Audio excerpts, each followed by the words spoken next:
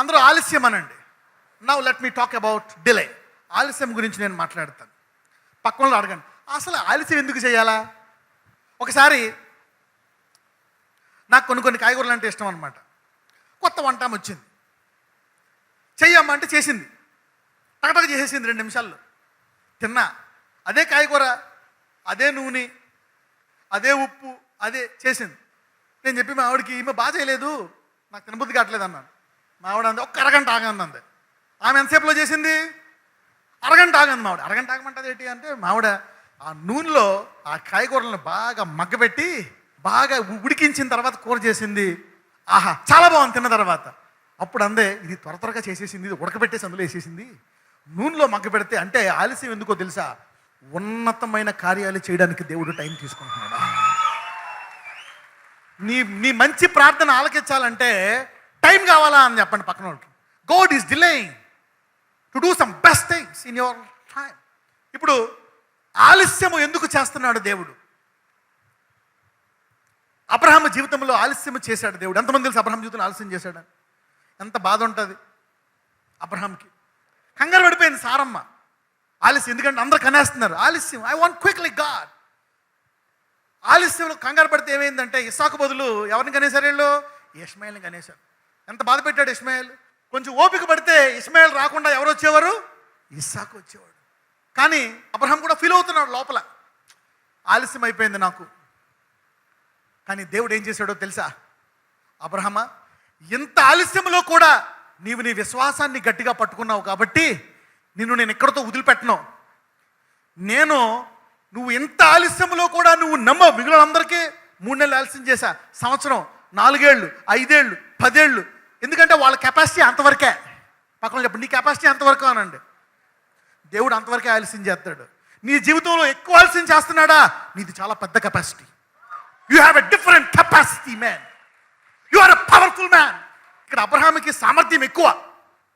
అలాగైనందుకు మరి ముందే ఇచ్చేయచ్చు కదా అబ్రహాంకి. తెలిసినప్పుడు దేవుడు తెలుసు, ముందే ఇచ్చేయచ్చు కదా తెలిసినప్పుడు.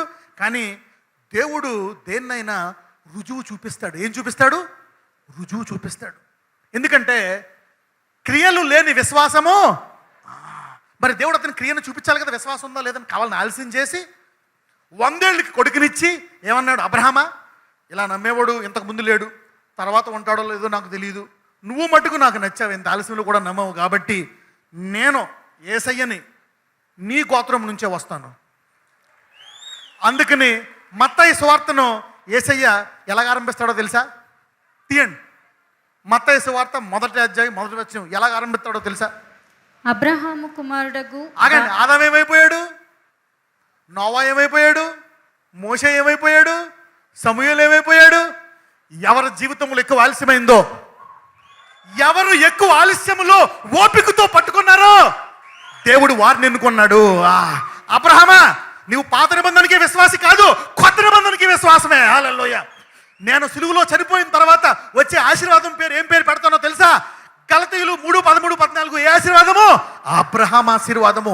పరలోకానికి లాజరస్ ఎల్లు, ధనవంతుడు ఎల్లు, ఎవరు వెళ్ళినా సరే పరలోకానికి ఎక్కడ అనుకుంటారో తెలుసా? గేట్ దగ్గర నేనున్నాను, నేను లోపల కూర్చుంటా సింహాసనంలో, నా కుమారుడు కూడా ఉండడు. గేట్ దగ్గర ఎవరు ఉంటారో తెలుసా? అబ్రహాం, నువ్వే. ఎందుకంటే విశ్వాసులకు తండ్రి నువ్వే. You see that Abraham. ఈ ఆశీర్వాదం పేరు ఆలస్యములో.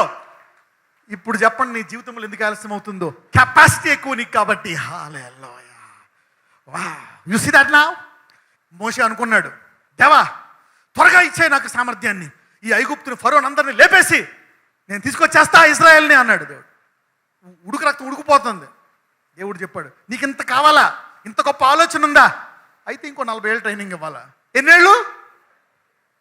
ఏ ట్రైనింగ్? ఏమీ లేదు. ఎడారిలో గాడిదలు కాసుకుంటా, గొర్రెలు కాసుకుంటా అలా ఎన్నేళ్ళు చేశాడు? 40 ఏంటున్నా, 40 ప్లస్ 40 ఎంత అయిపోయింది వయసు? జాయింట్లు పని చేయట్లేదు అయినా, మామూలు ఆలస్యం చేయలేదు ప్రభు, నువ్వు ఇంత లేటు చేస్తే ఏమవ్వాలి? 40-80 ఏళ్ళు అంతా అయిపోయింది అంటాడు దేవుడు. నేను ఆలస్యం చేశావు, ఇప్పుడు నీ ద్వారా చేసే అద్భుతాలు చూడు.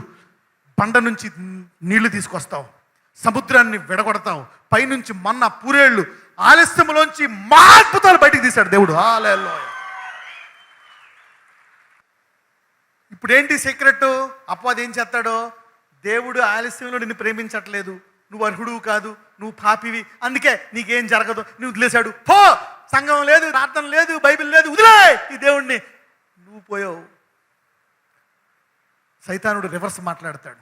కానీ ఇప్పుడు ఈ ఆలస్యములో నువ్వు అసలైన హీరోవి.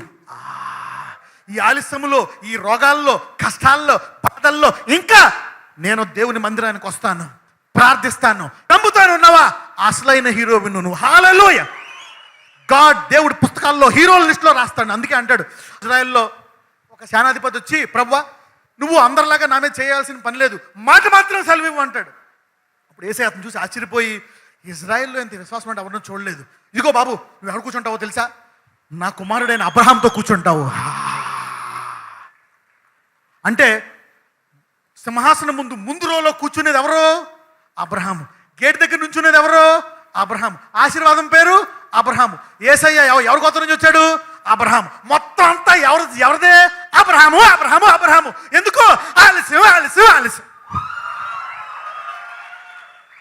పక్కన చెప్పండి, గ్రేట్ డిలే గ్రేట్ మిరకల్స్. ఇప్పుడు అర్థమైందా నీ ప్రార్థన ఎందుకు ఆలకించట్లేదు? ఈ ఆలస్యంలో అసలైంది తయారవుతుంది అనమాట. ఆలస్యంలో అసలైన విశ్వాసం దేవుడు బయటికి తీస్తాడు. ఈ ఆలస్యంలో దేవుడు నిన్ను గొప్పగా తయారు చేస్తున్నాడు అని చెప్పండి పక్కన వాళ్ళు.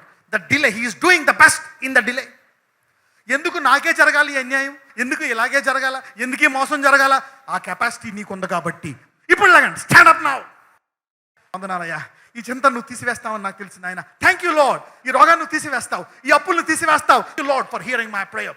Thank you for blessing me, thank you for healing me. నా ప్రార్థన ఆలకించినందుకు, నా కుమార్తె జీవితాన్ని కట్టినందుకు, నా కొడుకు జీవితాన్ని కట్టినందుకు, నా కొడుకు ఉద్యోగం ఇచ్చినందుకు, నా భర్త త్రాగుడు మానేసినందుకు, నా భర్తను ప్రేమించే భర్తగా మారుచున్నందుకు, నా భార్యను మంచి భార్యగా మారుతున్నందుకు, నా కుటుంబాన్ని విశ్వాసం నడిపిస్తున్నందుకు వందనాలయ్యా.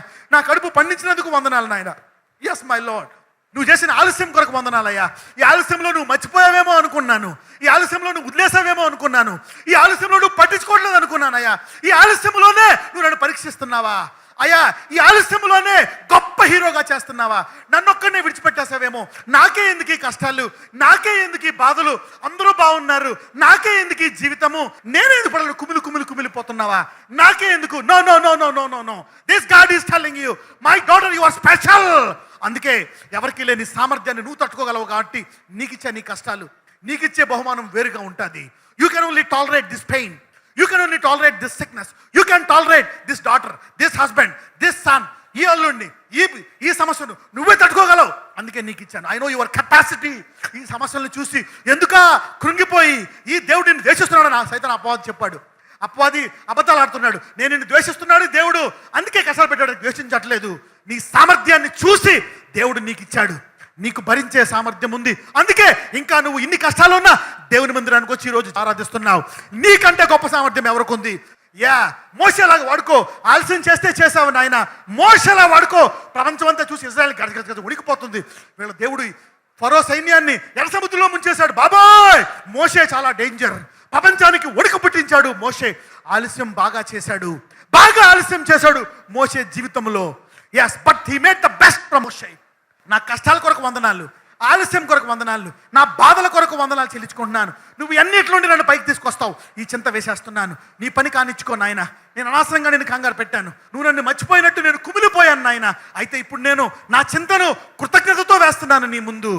Thank you lord. అయ్యా, నా కష్టాలు తీసివేస్తున్నందుకు వందనాలు, నా అప్పులు తీసివేస్తున్నందుకు వందనాలు, నా రిపోర్ట్లన్నీ నార్మల్ తీసుకొస్తున్నందుకు వందనాలు, నాకు మంచి భర్తనిస్తున్నందుకు వందనాలు, నాకు తగిన కాలమందు కుమారుని ఇస్తావు, తగిన కాలమందు ఉద్యోగాన్ని ఇస్తావు, తగిన కాలమందు ఇల్లుని ఇస్తావు, తగిన కాలమందు నా అవసరాలన్నీ తీరుస్తావు, తగిన కాలమందు నాసి అప్పుడు దాకా కృతజ్ఞతతో నేను ధైర్యంగా బలంగా ఉంటాను.